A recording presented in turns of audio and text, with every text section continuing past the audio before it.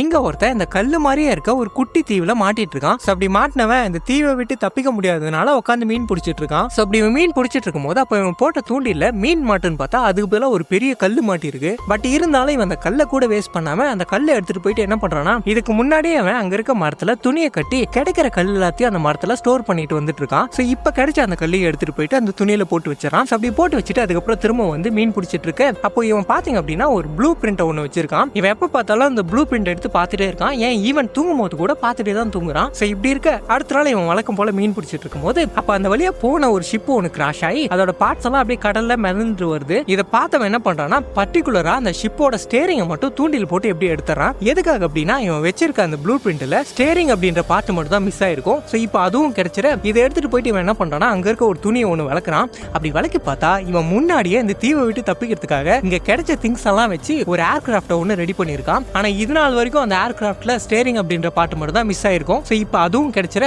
அதை எடுத்து ஃபிட் பண்ணிட்டு இப்போ அந்த தீவை விட்டு தப்பிக்கிறதுக்காக இவன் ரெடி ஆகுறான். ஆனா இங்க பாத்தீங்கன்னா அந்த ஏர்கிராஃப்ட் வந்துட்டு மேல போனா தானே பறக்கும். சோ அதுக்காக இவன் முன்கூட்டியே எல்லா ஏற்பாடுகளும் பண்ணி தான் வச்சிருக்கான். அது என்ன அப்படின்னா இவன் ஒரு சீசா மாதிரி ரெடி பண்ணி அதோட ஒரு பக்கத்துல இவன் அந்த ஏர்கிராஃப்டோடையும் இன்னொரு பக்கத்துல இவன் இவ்வளவு நாளா ஸ்டோர் பண்ணி வச்சிருந்தான் பாத்தீங்களா அந்த துணி மூட்டை, சாரி கல்லு மூட்டை, அதை வந்துட்டு கட்டி வச்சிருக்கான். சோ இப்போ இந்த பிளான் படி இவன் என்ன பண்றானா அந்த கல்லு மூட்டையை அத்து விட்டுற அது வந்துட்டு ஒரு பக்கத்துல விழுந்த அந்த ஃபோர்ஸ்ல இந்த ஏர்கிராஃப்ட் வந்துட்டு அப்படியே இவனோட சேர்த்து அப்படியே மேல போகுது. அப்படி மேல போன உடனே இவன் என்ன பண்றான் அப்படின்னா அந்த ஏர்கிராஃப்ட்ல இருக்க விங்ஸை வந்து ஓபன் பண்ணிடுறான். அப்படி ஓபன் பண்ணதும் அந்த ஏர்கிராஃப்ட் வந்துட்டு ரொம்பவே ஸ்மூத்தா அப்படியே ஏர்ல பறந்து போகுது. சோ அதுக்கப்புறம் அந்த ஏர்கிராஃப்ட்டும் ரொம்பவே ஸ்மூத்தா நல்லா தான் போயிட்டு இருக்கு. சோ அப்படி போயிட்டு இருக்கும் போது அப்பதான் அங்க பிரச்சனை வந்து ஆரம்பிக்குது. அது என்ன அப்படின்னா அந்த ஏர்கிராஃப்டோட விங்ஸ் எல்லாம் அப்படியே உடைய ஆரம்பிக்குது. ஃபர்ஸ்ட் இவன் வந்துட்டு சுத்தி வச்சு அடிச்சு பார்க்கறான், ஆனா வேலைக்கு ஆகல. அதுக்கப்புறம் கயிறெல்லாம் போட்டு கட்டி பார்க்கறான், அதுவும் வேலைக்கு ஆகல. இதெல்லாம் தாண்டி ஒரு கட்டத்துல அந்த ஏர்கிராஃப்டோட விங்ஸ் அப்படியே பிச்சிட்டு போயிட அவள்தான் இவன் மேல இருந்து அப்படியே கீழே விழ போறான். அப்படி போகும்போது அப்பதான் பிளான் பி வந்து ஆக்டிவேட் பண்றான். அது என்ன பிளான் பி அப்படின்னு சொல்லிட்டு கேட்டீங்கன்னா இவன் முன்கூட்டியே இந்த மாதிரி ஏதாவது நடக்கும் அப்படின்னு சொல்லிட்டு தெரிஞ்சு